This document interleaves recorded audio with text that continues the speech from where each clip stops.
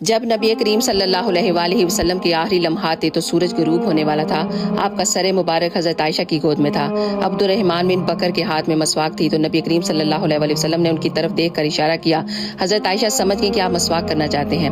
آپ نے ان سے مسواک پکڑی، اسے اپنے منہ میں ڈال کر نرم کیا اور آپ کو پکڑا دی۔ نبی کریم جب مسواک کر کے فارغ ہوئے تو انگلی کھڑی کر کے اپنا دست مبارک بلند کیا اور چھت کی طرف دیکھنے لگے۔ اس وقت آپ کے ہونٹ مبارک ہل رہے تھے۔ حضرت عائشہ نے اپنے کان نبی کریم صلی اللہ علیہ وآلہ وسلم کے ہونٹ مبارک پر رکھ دیے۔ آپ فرما رہے تھے، اے اللہ، میں ان لوگوں کے ساتھ رہنا چاہتا ہوں جن پر تو نے انعامات فرمائے، یعنی انبیاء، صادقین، شہداء اور صالحین۔ اے اللہ، مجھے معاف کر دے اور مجھ پر رحم کر اور مجھے بلند مرتبہ عطا فرما۔ اے اللہ، مجھے بلند مرتبہ عطا فرما۔ 3 دفعہ آپ نے یہی کلمات کہے اور یہی کلمات کہتے کہتے آپ کے ہاتھ ڈلک گیا اور آپ اپنے عظیم رب العزت سے جا ملے۔ سبحان اللہ، اللہ اکبر۔ اگر ویڈیو اچھی لگی ہے تو ایک دفعہ ضرور شیئر کیجیے گا۔ جزاک اللہ۔